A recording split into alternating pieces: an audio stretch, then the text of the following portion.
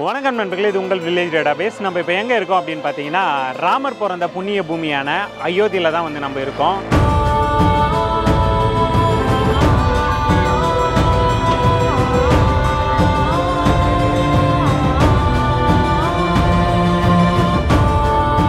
நம்ம வந்து பார்த்திங்கன்னா இங்கே அயோத்தி வந்து ராமர் கோவிலை பார்த்துட்டு அதுக்கப்புறம் வந்து பார்த்திங்கன்னா அப்படியே கங்கா யமுனா சரஸ்வதி இந்த நதிகள் இணையக்கூடிய அந்த இடத்தையும் போய் பார்த்துட்டு காசி போய் அங்கே இருக்கக்கூடிய விஸ்வநாதரை வந்து தரிசனம் பண்ணிவிட்டு அங்கேருந்து நம்ம தமிழ்நாடு போகிறது தான் நம்மளுடைய பிளானு.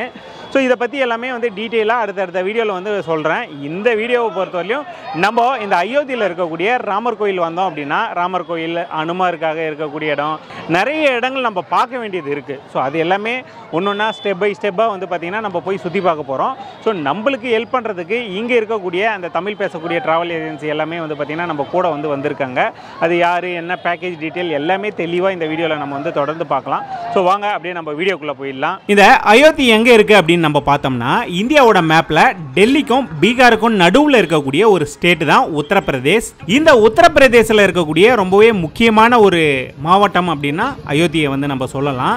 இந்த ஊரை பொறுத்தவரையிலும் இந்து, முஸ்லீம், புத்தா, சமணம் இந்த மதங்களோட மிக முக்கியமான புனித ஸ்தலமாக வந்து கருதப்படுது. இப்போ இந்த அயோத்திக்கு வந்து பார்த்தீங்கன்னா மிகப்பெரிய அரசியல் வரலாறு வந்து இருக்கு. ஸோ நம்ம அதுக்குள்ள போக வேணாம். ஏன்னா நான் வந்து பார்த்தீங்கன்னா புதுசாக கட்டின ராமர் கோயிலை பார்க்கலாம் அப்படின்னு சொல்லிட்டு ஒரு ஐடியாவில் அயோத்திக்கு வரேன். ஸோ நான் புதுசாக வரேன் அப்படின்னா நான் என்னெல்லாம் பார்க்கலாம், எவ்வளோ செலவாகும் அப்படிங்கிறத வந்து தெளிவாகவும் ரொம்ப எளிமையாகவும் இந்த வீடியோவில் நம்ம பார்க்கலாம். அதுக்கு முன்னாடி நம்ம இந்த அயோத்திக்கு எப்படி வரலாம் அப்படின்னு கேட்டிங்கன்னா, ஸோ தமிழ்நாட்டிலேருந்து டைரக்ட் ட்ரெயின் வந்து ஒன்று இருக்குது. நம்ம ராமேஸ்வரம் மண்டபத்திலேருந்து சென்னை எக்மோர் வழியாக வந்து பார்த்தீங்கன்னா அயோத்தி வரைக்கும் இந்த ட்ரெயின் வந்து வருது.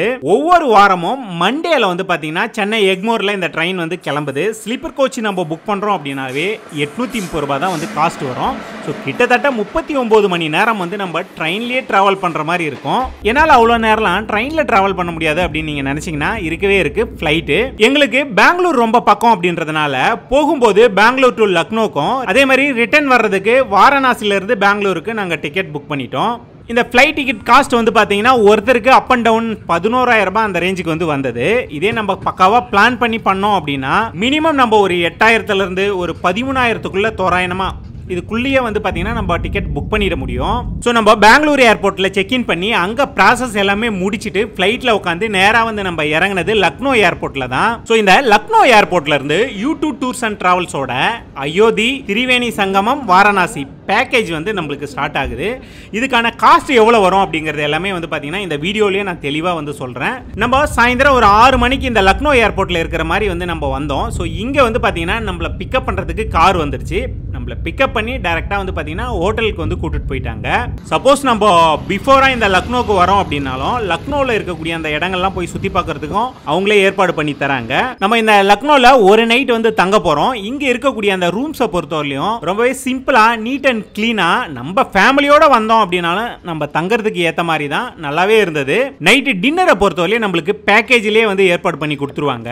இந்த ட்ரிப் இருக்கு இல்லையா, இந்த ட்ரிப்பில் நம்மளுக்கு காலையில் பிரேக்ஃபாஸ்ட், நைட்டு டின்னர் வந்து நம்மளுக்கு இன்க்ளூடாக வந்துரும். எல்லாமே வந்து பாத்தீங்கன்னா பியூர் வெஜ் தான் வந்து நம்மளுக்கு கொடுப்பாங்க. நம்ம வந்திருக்கிறது ஆன்மீக சுற்றுலா அப்படிங்கிறதுனால கண்டிப்பா நான்வெஜ் எங்கேயுமே இருக்காது. அதே மாதிரி மார்னிங் பிரேக்ஃபாஸ்ட்டை பொறுத்தவரையும் நல்லா தான் இருந்தது. சப்போஸ் நம்ம குரூப் ட்ரிப்பா வரோம் அப்படின்னாலும் சரி, நம்மளுக்கு சவுத் இந்தியன் ஸ்டைல் அந்த பிரேக்ஃபாஸ்ட்டும் வந்து ஏற்பாடு பண்ணி தரேன் அப்படின்ற மாதிரி நம்மளுக்கு சொன்னாங்க.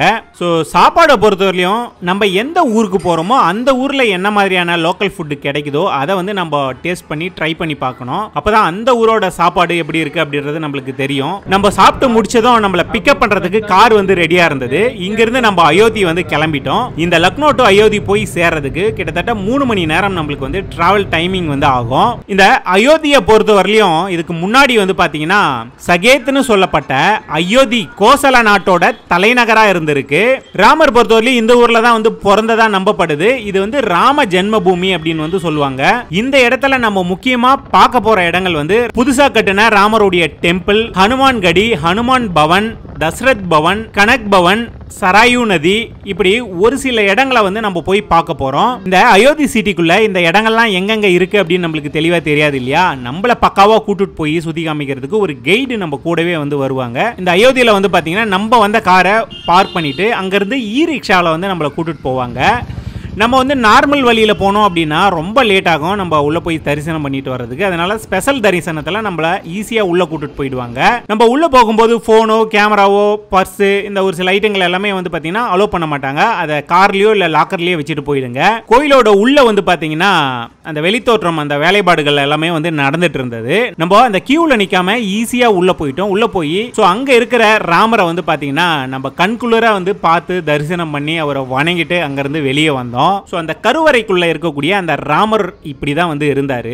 அந்த ராமரை பார்க்கும்போதே நம்மளுக்கு பரவசமா இருக்கும். இந்த இடத்தை நம்ம பார்த்துட்டு அடுத்ததான் நம்ம போக வேண்டிய இடம் எது அப்படின்னு பாத்தீங்கன்னா ஹனுமான் கடி அப்படிங்கிற இடத்துக்கு தான். நம்ம போற வழியில ரெண்டு சைடும் பாருங்களேன் நிறையவே கடைகள் வந்து இருக்கு. இப்போ நார்த் இந்தியாவுக்குன்னு ஒரு கலர் வந்து இருக்கும். இந்த தெருவெல்லாம் பாருங்களேன் கலர்ஃபுல்லா எவ்வளவு சூப்பரா இருக்கு அப்படின்னு சொல்லிட்டு இப்போ நம்ம பார்க்கறோம் இல்லையா. இந்த இது வந்து பாத்தீங்கன்னா கோபுரம் மாதிரி இருக்குல்ல, இது வந்து பாத்தீங்கன்னா ஹனுமான் பவன் அப்படின்னு வந்து சொல்லுவாங்க. அதாவது ஹனுமான் வந்து ஃபர்ஸ்ட் இந்த இடத்துல தான் வாழ்ந்து இருக்காரு.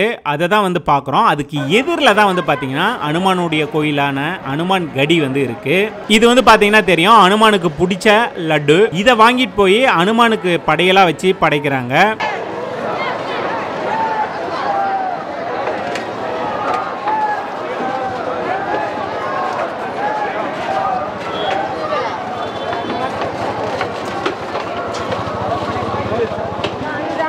நண்பர்களே நம்ம வந்து பார்த்தீங்கன்னா அடுத்ததாக வந்து இருக்கக்கூடிய இடம் வந்து எது அப்படின்னு பார்த்தீங்கன்னா ஹனுமான் கடி அப்படின்னு வந்து சொல்லுவாங்க. ஹனுமான் இந்த இடத்துல ஹனுமானுக்காக வந்து அர்ப்பணிக்கப்பட்ட ஒரு கோயில் தான். இதை பற்றி இன்னும் டீட்டெயிலாக வந்து பார்த்தீங்கன்னா நம்ம தலைவர் சொல்லுவார். ஐயா சொல்லுங்கள் இந்த இடத்த பற்றி. வணக்கம் சார். அதாவது ராம் ஜென்மபூமி ராமர் என்ன பண்ணார், சரையு நதி தாண்டி குப்து கோதாவரின்னு வாங்க அந்த இடத்துல போய் அவர் மறைஞ்சிட்ட பிறகு மறைஞ்சதுக்கு முன்னாடி வந்து அவரோட ராஜ்யம் எல்லாம் வந்து ஹனுமனுக்கு கொடுத்துட்டு இந்த இடத்துலேருந்து நீங்கள் ராஜ்யம் நடத்தணும் என்ற மாதிரி அது ராமரோட உத்தரவில் இந்த இடத்துல வந்து அவர் வந்து ராஜ்யம் நடத்தினதால் இந்த இடம் பேர் ஹனுமன் கடின்ட்டு பேர் வந்தது. அதாவது நீங்கள் எப்போவுமே அயோத்தியா வந்தீங்கன்னா ராமர் கோயிலில் ஹனுமன் 2 மந்திரம் பூஜை பண்ணிட்டு போனால் தான் உங்களோட யாத்திரை வந்து ஃபுல்ஃபில் ஆகும். ஒன்றே ஒன்று பார்த்துட்டு போனீங்கன்னா உங்களோட யாத்திரை வந்து ஃபுல்ஃபில் ஆகாது, உங்களோட வேண்டுதல் ஃபுல்ஃபில் ஆகாது. ராமரோட இதுவும் ஹனுமனோட இதுவும் ரெண்டுமே நீங்கள் இது பண்ணிட்டு போனால் தான் ஃபுல்ஃபில் ஆகும் உங்களுக்கு. இது வந்து பார்த்தீங்கன்னா எப்படி இருக்குன்னா ஒரு மலை மேலே நம்ம ஏறி போய் அங்கே ஹனுமானை தரிசிக்கிற மாதிரி தான் இருக்குது. ஆனால் இங்கே பார்த்தீங்கன்னா தெரியும் க்ரௌடு டைமில் இந்த தெரு ஃபுல்லாகவே வந்து பார்த்தீங்கன்னா கியூ அந்த அளவுக்கு நிற்கும். இப்போ கியூ கொஞ்சம் கம்மியாக இருக்குது, அதாவது கூட்டம் கொஞ்சம் கம்மியாக இருக்கிறதுனால கொஞ்சம் ஈஸியாக இருக்குது. இருந்தாலும் நீங்கள் பார்த்துட்ருப்பீங்க அந்த மலை மேலே ஏறி போகிறது எவ்வளோ தூரம் வந்து பார்த்தீங்கன்னா மேலே ஏறி போயிட்டுருக்காங்க அப்படின்ட்டு உங்களுக்கே வந்து தெரியும். இந்த இடமே வந்து பார்த்தீங்கன்னா ஒரே கலரில் ஒரு காவி தீமில் வந்து பார்க்கவே அவ்வளோ சூப்பராக இருக்குது. நம்ம இந்த ஹனுமான் கடியை பார்த்துட்டு அப்படியே பக்கத்தில் அதுவும் நடந்து போகிற தூரத்தில் இருக்கக்கூடிய தசரத் பவனை பார்க்க வந்துட்டோம். அதாவது ராமருடைய அப்பா வந்து அவரு இருந்து ஆட்சி பண்ண இடம் அப்படின்ற மாதிரி வந்து சொல்கிறாங்க.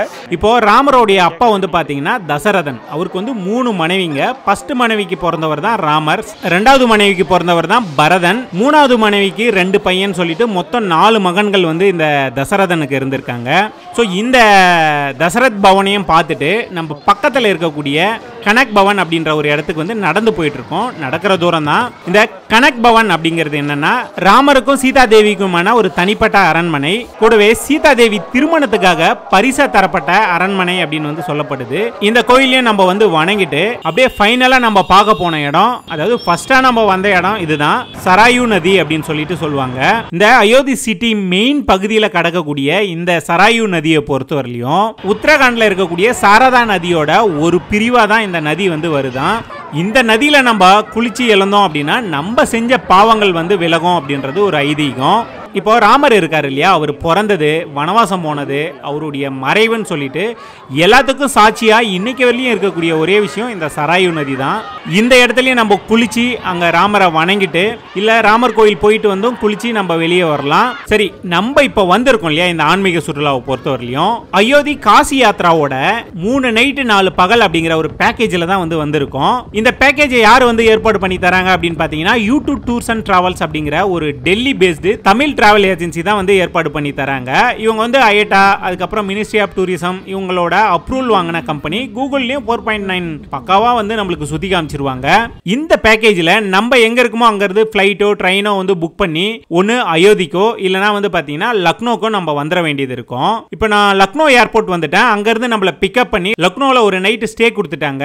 நம்ம சுற்றி பார்க்க போகிறோம் இல்லையா, அது முழுக்கவே வந்து ஏசி வெஹிக்கிள் வந்து கொடுத்துருவாங்க.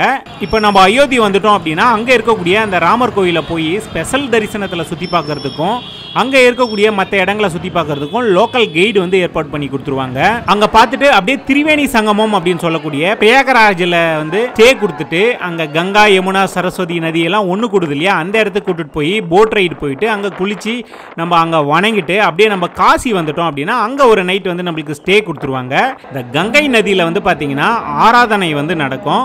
அதையும் வந்து பக்காவாக பார்க்கலாம். காசி விஸ்வநாதர் கோயில், காலபைரவன் கோயில், கங்கை நதியில் வந்து பார்த்தீங்கன்னா போட் ரைடு, வாரணாசியில் இருக்கக்கூடிய அந்த புத்தா டெம்பிள், மியூசியம் இப்படி எல்லாத்தையும் வந்து சுத்தி காமிச்சு கடைசியா வாரணாசி ஏர்போர்ட்ல வந்து நம்மள டிராப் பண்ணிடுவாங்க. இந்த 3 நாள் காலையில பிரேக்ஃபாஸ்டும் நைட்டு டின்னரும் வந்து இந்த பேக்கேஜிலேயே இன்க்ளூடோ வந்து கொடுத்துருவாங்க. சரி, இதுக்கெல்லாம் சேர்த்து ஒருத்தருக்கு எவ்வளோ ஆகும் அப்படின்னு பார்த்தீங்கன்னா, இப்போ ஒரு நம்ம 4 பேர் வரோம் அப்படின்னும் போது 17,750 ரூபாய் வந்து ஒருத்தருக்கு வாங்குவாங்க. இதே நம்ம ஒரு குரூப்பா 8 பேர் கிட்ட வரோம் அப்படின்னா 15,125 ரூபாய் வந்து நம்ம கிட்ட இருந்து வாங்குவாங்க. ஸோ நீங்க அயோத்தி ராமர் கோயில், காசி விஸ்வநாதர் கோயிலை போய் சுத்தி பார்க்கணும் அப்படின்ற ஐடியாவில் இருந்தீங்கன்னா டிஸ்கிரிப்ஷன்ல யூடியூப் டூர்ஸோட கான்டாக்ட் நம்பர் வந்து கொடுத்துருக்கேன். உங்களுக்கு கால் பண்ணி எத்தனை பேர் எப்போ வரீங்க அப்படின்றத தெளிவாக சொன்னீங்கன்னா அதுக்கான காஸ்ட் எல்லாமே வந்து டீட்டெயிலாக சொல்லிடுவாங்க. இருந்தாலும் நான் டிஸ்கிரிப்ஷன்லேயே வந்து கொடுத்துருக்கேன். ஸோ மறக்காமல் பாருங்கள். இந்த வீடியோ கண்டிப்பாக உங்களுக்கு பிடிச்சிருக்கும், யூஸ்ஃபுல்லாக இருக்கும் அப்படின்னு நான் நம்புகிறேன். இந்த வீடியோ பிடிச்சிருந்தா, யூஸ்ஃபுல்லாக இருந்தால் எங்களுக்கு சப்போர்ட் பண்ணோம் அப்படின்னு நீங்கள் நினச்சிங்கன்னா மறக்காமல் வில்லேஜ் டேட்டாபேஸ் அப்படிங்கிற யூடியூப் சேனல் இருக்குது, அதை வந்து சப்ஸ்கிரைப் பண்ணிங்க. கூடவே பெல் பட்டனையும் ப்ரெஸ் பண்ணிங்க. வில்லேஜ் டேட்டாபேஸ் அப்படிங்கிற ஃபேஸ்புக் பேஜும் இருக்குது, இன்ஸ்டாகிராம் பேஜ் இருக்குது, அதையும் வந்து ஃபாலோ பண்ணிங்க. அதே மாதிரி யூடியூப் டூர்ஸ் அண்ட் ட்ராவல்ஸ் அப்படிங்கிற இன்ஸ்டாகிராம் பேஜ் இருக்குது, அதை போய் பாருங்கள். நிறைய பேக்கேஜ் பற்றின டீட்டெயில் அதில் இருக்கும். நீங்கள் எங்கே போகணும் அப்படின்னு ஆசைப்பட்றீங்களோ அங்கே வந்து புக் பண்ணி போயிட்டு வாங்க. நன்றி, வணக்கம்.